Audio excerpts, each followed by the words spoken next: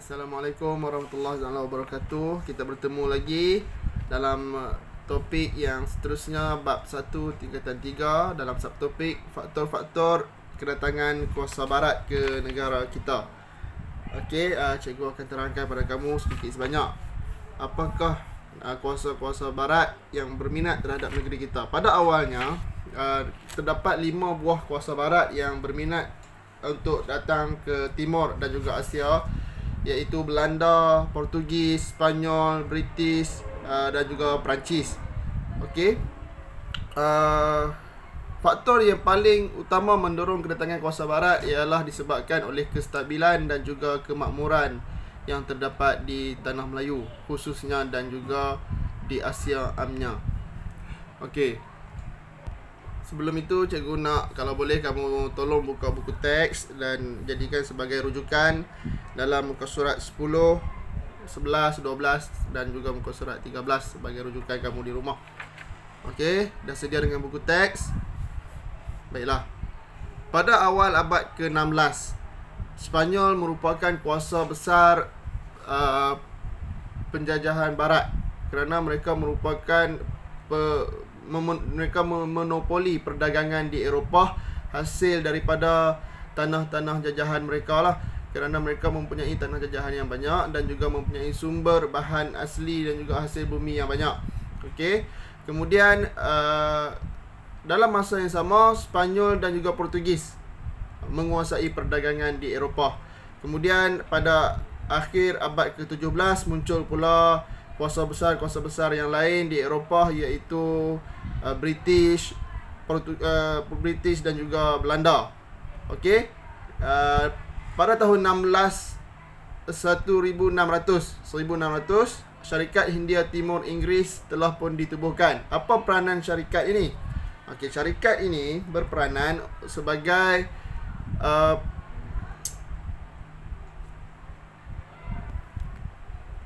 pedagang yang memonopoli hak perdagangan di benua Asia dan juga di Timur. Jadi British mewujudkan sebuah syarikat dan dia beri amanah kepada syarikat Hindia Timur Inggeris ini untuk keluar ke seberang laut. Maksudnya keluar daripada kawasan Eropah, carilah sumber-sumber hasil bumi yang ada di luar Eropah. Pada ketika tu Eropah menginginkan barangan-barangan mewah daripada negara seperti China, iaitu teh dan juga rempah ratus. Rempah ratus terdapat banyak di Kepulauan Melayu. Manakala teh dan juga tembikar, sutera pula terdapat di China. Jadi syarikat Hindia Timur ini telah keluar menjelajah ke luar Eropah untuk mencari kawasan-kawasan tersebutlah. Akhirnya mereka telah menemui Kepulauan Melayu, khususnya di Tanah Melayu. Okey. Kalau kamu tengok dalam buku teks muka surat 10, kamu akan lihat ada 4 jalur yang menunjukkan laluan perdagangan, iaitu jalan Belanda yang dilalui oleh syarikat perdagangan Belanda, kemudian Spanyol berwarna hijau, yang berwarna biru ialah jalan yang dilalui oleh British ataupun Inggeris yang diamanahkan kepada SHTI, dan jalur berwarna ungu iaitu jalan Portugis yang dilalui oleh pedagang-pedagang Portugis. Okey, kita tengok dalam muka surat 10. Seterusnya, selain daripada faktor-faktor yang mendorong mereka keluar, ialah juga faktor-faktor yang menarik pedagang-pedagang Eropah ini untuk datang ke Timur dan juga di Kepulauan Melayu. Okey, apa dia faktor yang menarik? Faktor yang menarik ialah Kepulauan Melayu ini sendiri mempunyai hasil bumi yang banyak, bahan mentah yang banyak seperti emas, biji besi, biji timah, rempah ratus dan juga sumber makanan. Okey. Jadi apabila kita mempunyai segala keperluan perdagangan Eropah, maka mereka pun berminat untuk duduk lebih lama, dan akhirnya apabila mereka menduduki Kepulauan Melayu, mereka telah menjadikan salah satu laluan perdagangan itu sebagai satu pelabuhan. Okey, pelabuhan ini dia menjadi semakin lama semakin besar apabila kamu tengok dalam muka surat 10 ada 5 pelabuhan yang wujud pada ketika itu. Kamu tengok yang pertama sekali iaitu di Tanjung Harapan. Okey. Dalam laluan perdagangan, Kamu tengok di Tanjung Harapan itu semuanya berpusat di situ, berhenti di situ untuk berlabuh. Bermaksud segala keperluan dan juga barangan-barangan yang dibawa oleh pedagang-pedagang dari Eropah ke Timur, ke Asia akan bertukar di kawasan Tanjung Harapan, di pelabuhan Tanjung Harapan tersebut. Seterusnya, bila kamu tengok di laluan perdagangan yang membawa Portugis dan juga Sepanyol, dia akan membawa ke Selat Melaka. Dalam muka surat 10, kamu tengok di mana kedudukan Melaka. Okey, kedudukan Melaka dilalui oleh Portugis pada awal abad ke-16. Faktor penting yang mendorong pedagang ini melalui kawasan-kawasan ini ialah tiupan angin monsun. Okey, tiupan angin monsun merupakan faktor terbesar menentukan masa pelayaran pedagang-pedagang dari Eropah, iaitu kuasa-kuasa barat yang kita bincangkan sebentar tadi. Baiklah, apakah yang mereka lakukan ketika menunggu tiupan angin monsun? Okey, mereka sambil-sambil tunggu angin monsun timur laut tiup, mereka akan berlayar ke barat. Apa yang mereka lakukan? Di dalam masa yang sama, mereka membuat persiapan pelayaran seperti mengumpul bahan makanan, minuman dan juga mencari hasil-hasil bahan mentah untuk dibawa berdagang, sambillah mereka membaiki kapal-kapal sementara menunggu masa pelayaran akibat daripada tiupan angin monsun. Okey, sebelum tu kita kena ingat Eropah ataupun kuasa barat mempunyai tiga slogan, iaitu Gold, Glory and Gospel.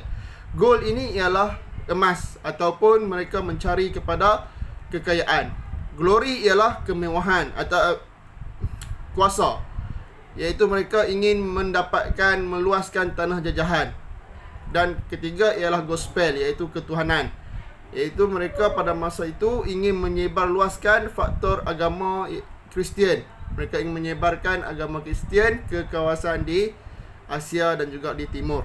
Okey, ketiga-tiga slogan inilah mendorong mereka untuk keluar daripada Eropah, kuasa barat, untuk mencari tanah jajahan baru untuk mendapatkan gold, glory dan juga gospel, iaitu emas, kuasa dan juga agama.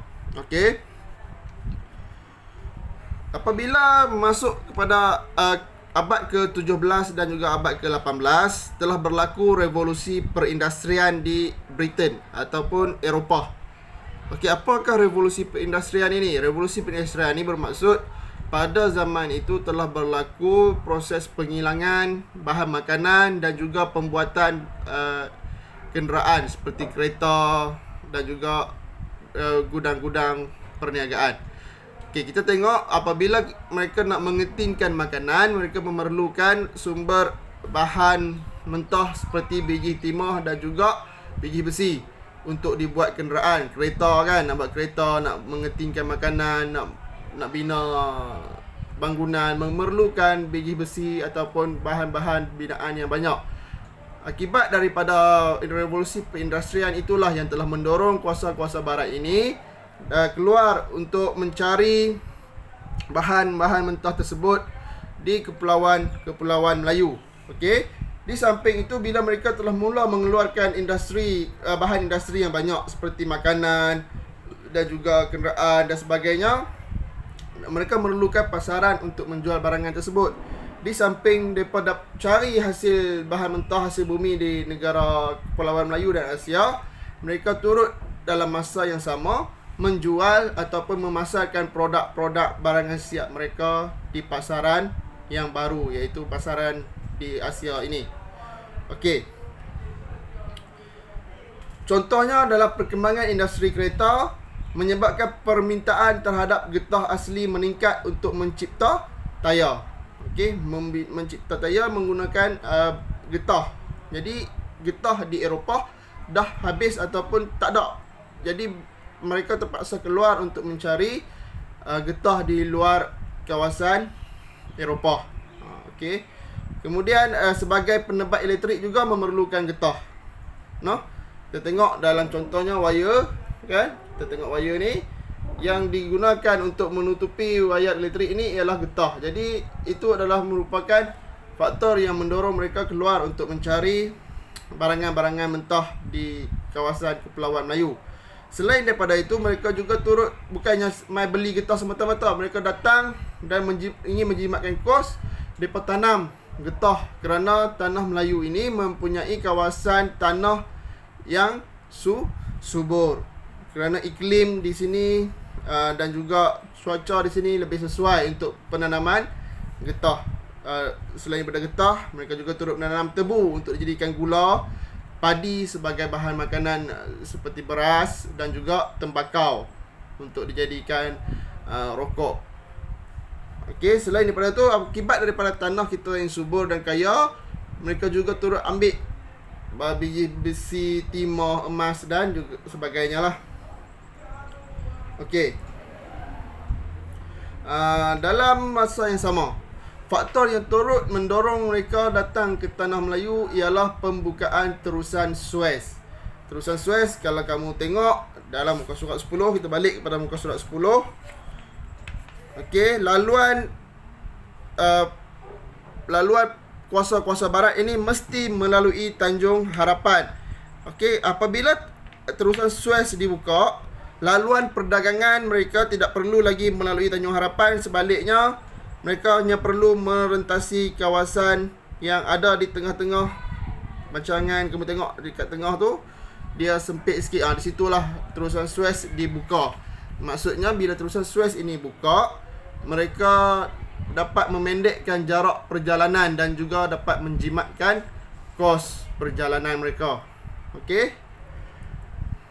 Di samping itu, mereka juga turut mencipta kapal wap. Kerana bila dapat mencipta kapal wap ni, kapal wap dapat membawa muatan yang lebih banyak serta lebih cepat perjalanan. Okey. Disebabkan faktor perebutan ataupun persaingan kuasa barat juga turut mendorong kuasa-kuasa barat ini berlumba-lumba untuk mendapatkan tanah jajahan baru dengan segera. Contohnya, Portugis berlumba dengan Sepanyol untuk mendapatkan tanah jajahan di Kepulauan Melayu, iaitu di Melaka. Maksudnya siapa sampai dulu kat Melaka, dialah menguasai negeri tersebut. Jadi pada ketika itu, abad ke-16, 17 dan 18, kuasa-kuasa barat ini berlumba-lumba untuk mendapatkan kawasan jajahan baru di Kepulauan Melayu dan juga di Asia. Faktor seterusnya pula ialah penciptaan telegraf. Dulu telegraf, lah ni telegram. Hampir sama konsep dia. Telegraf ini digunakan oleh ejen-ejen di kuasa barat untuk menghubungi pegawai mereka yang berada di tanah Melayu. Dia telefon lah, dia hantar telegraf, dia hantar mesej. Okey, apa yang ada di kawasan ini yang mewajarkan kami untuk sampai ke sana, dia tanya. Okey, jadi pegawai dia di tanah Melayu pun kata, okey, kalau hamai dekat negeri Kedah, di sini kawasan negeri Kedah ini sesuai untuk ditanam padi dan juga getah. Okey, jadi dia bagi tahu lah dekat pegawai ataupun ejen dia di Eropah untuk bawa mai kapal perang, mai kapal apa yang sesuai untuk tanam getah, mai biji getah dan sebagainya lah untuk ditanam di sini. Jadi penciptaan telegraf ia adalah faktor utama juga kerana dapat memudahkan urusan komunikasi di antara Eropah dan juga Kepulauan Melayu ataupun di Asia. Okey, faktor yang terakhir ialah slogan beban orang putih. Maksudnya mereka menggunakan slogan beban orang putih sebagai satu usaha untuk mewajarkan tindakan mereka. Depan Ahbab kata, ini adalah tanggungjawab mereka untuk mentamadunkan penduduk di tanah Melayu, di Asia. Jadi depa kata sebelum ni kami tengok orang-orang di Kepulauan Melayu ni semuanya kolot-kolot, tak reti apa, tak ada agama dan sebagainya. Jadi kami sebagai orang yang dah maju, kami kena bantu mereka untuk maju seperti kami. Itu contoh slogan yang mereka gunakan untuk mewajarkan tindakan mereka menjajah negara kita.